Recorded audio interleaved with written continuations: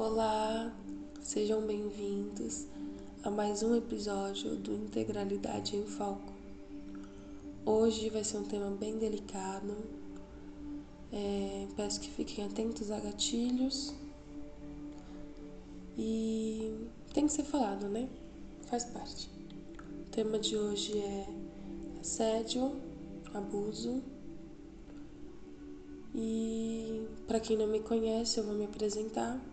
Meu nome é Andressa, sou terapeuta reikiana com atuação e direcionamento para o autoconhecimento e independência pessoal.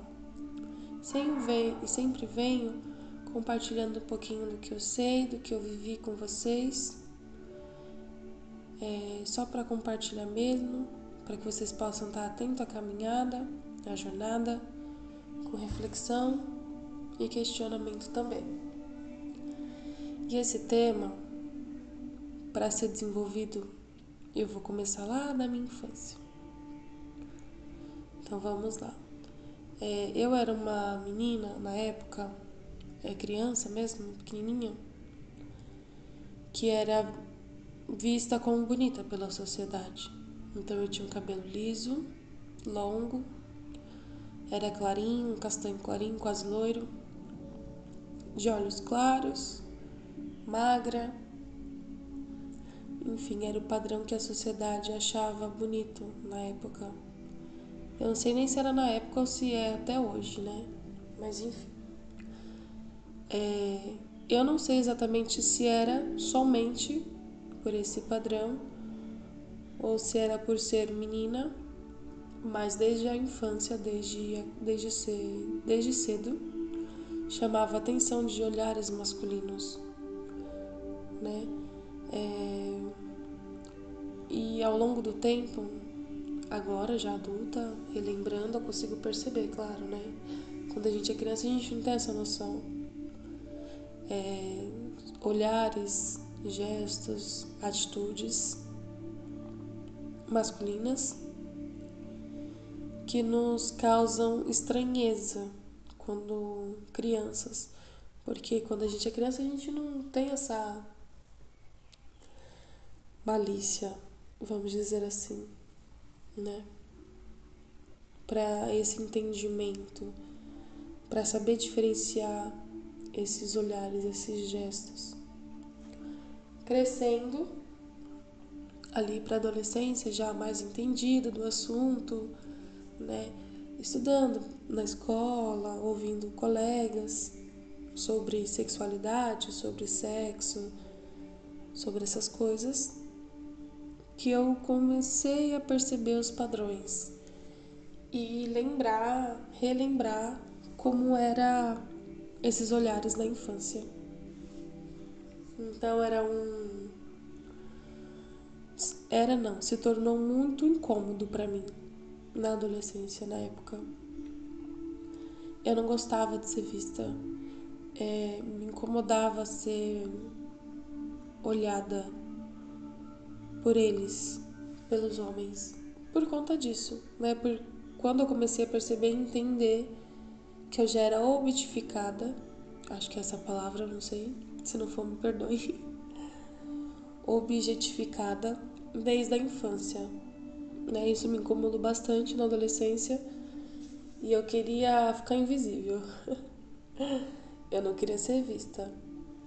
E a partir dali, eu usava roupas largas. Eu meio que eu rejeitei a feminilidade. Então eu não queria andar de cabelo solto, só cabelo preso ou cabelo com trança, né? Eu fui me apagando aos poucos. Então eu usava roupas mais largas, às vezes eu usava roupas do meu irmão, né? Roupa mais masculina. Quando eu ia comprar, eu dava preferência para roupas masculinas ou roupas muito largas que não marcassem meu corpo.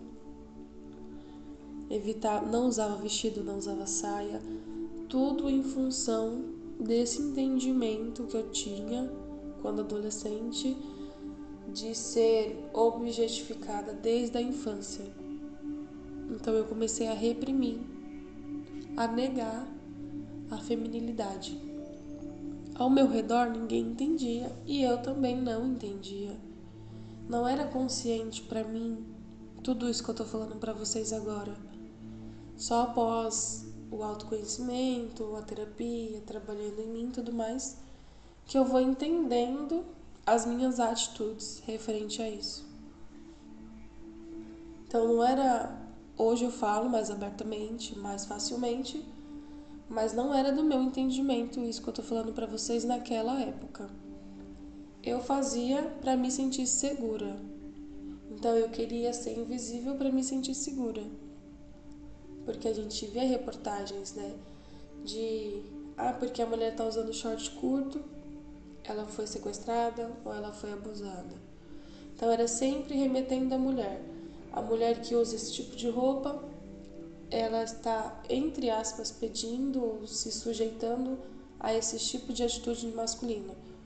Como se isso fosse motivo. Então a gente via muito isso e vê até hoje, né? Essa é a desculpa.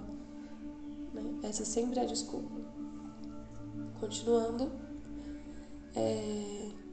muitas pessoas achavam que eu era lésbica por conta de me vestir dessa forma, né? De não querer aparecer, ou de não querer usar maquiagem, de não querer me arrumar, não usava esmalte. Tudo que era remetido ao feminino eu negava. Por conta disso, hoje já ciente. Quando eu entendi esse padrão meu, foi através de um amigo, que legal, né? Foi através de um amigo, ele conversando comigo. Ele, nossa, mas você é tão bonita, por que você se esconde desse jeito? E eu não sabia responder a pergunta dele. Realmente eu não sabia responder a pergunta dele. E eu comecei a me, entre aspas, soltar um pouco, né? Então eu comecei a soltar o cabelo, comecei a me arrumar um pouquinho mais. Eu ia aceitando essa feminilidade aos poucos. Então eu passava o esmalte, mas eu passava uma base. Eu passava a base para não mostrar a cor. Depois eu fui começando a usar os esmaltes, mas não era frequente, era só de vez em quando. A maquiagem era só de vez em quando. O cabelo solto era só de vez em quando. Então tudo era assim. Foi um processo de muitos anos, literalmente, trabalhando esse soltar, essa segurança de me portar em sociedade como mulher. Porque eu tinha muito medo por conta disso. Por conta desses olhares desde a infância e essas atitudes. E quando eu comecei a entender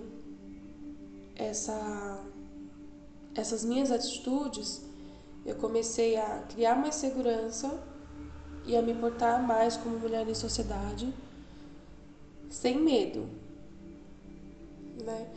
E foi através desse amigo. E aí eu assisti uma reportagem, eu não lembro muito bem, mas era mais ou menos assim. Que tem um país onde aquelas moças se cobrem toda. Ai, gente, eu não lembro agora. Mas só fica os olhos de fora. E as mulheres não têm estudo, não têm liberdade, o homem é que comanda e tudo mais. Eu assisti uma reportagem falando sobre o abuso contra essas mulheres. E ali, a partir dali eu entendi que não é a roupa que eu visto, não é como eu falo, não é o que eu faço, não é como eu me porto. Eu posso usar roupa curta, eu posso ser educada, cumprimentar alguém na rua, eu posso sorrir livremente, sem achar que eu estou dando em cima de outra pessoa. Não é isso que causa ou que traz esses tipos de atitude para a nossa vida. É simplesmente a outra pessoa achar que tem um direito de fazer. de praticar esses atos. E como que eu vou falar? Entre aspas, essa liberdade que eles têm de achar que pode e sempre colocar a culpa na gente do que a gente veste ou não, é muito mais fácil, porque outras mulheres também acreditam. Então, se outras mulheres acreditam e ficam do lado deles, não jogando mulheres contra homens, mas eu tô falando aqui no meu caso, tá, gente? Então, tem mulheres que também acreditam que o jeito que se veste é motivo. Ah, se você se veste assim, você tá pedindo, você merece, né? Então, essas mulheres que estão todas cobertas, elas não merecem. Mas por que acontecem com elas? Entende a lógica? Que não tem lógica. Isso é mais para mascarar uma falta de respeito com as mulheres. Isso é para mascarar o privilégio dos homens. Isso é para mascarar que somos vistas como objeto, né? Que você pode comprar, que você pode vender, que você pode manusear da forma que você bem entender, porque é seu. Esse episódio acabou ficando um pouquinho longo, eu nem consegui falar tudo que eu queria falar. Isso, na verdade, foi só uma introdução. Então vai ter uma continuação desse episódio, tá bom? Porque eu não gosto de ficar muito longo, porque fica muito cansativo para ouvir também. Então a introdução desse episódio foi mais para mostrar que às vezes o que a gente sente, o que a gente faz, o que a gente vê é tão mascarado que nem a gente entende as nossas atitudes perante isso. Então, perante ao meu medo de sofrer esse tipo de atitude masculina, que era visto mais visto pra gente como masculina, não que não exista a feminina, mas referente o que eu tô falando aqui é a masculina, o fato da gente não entender essas nossas atitudes foi que eu vim trazendo como introdução.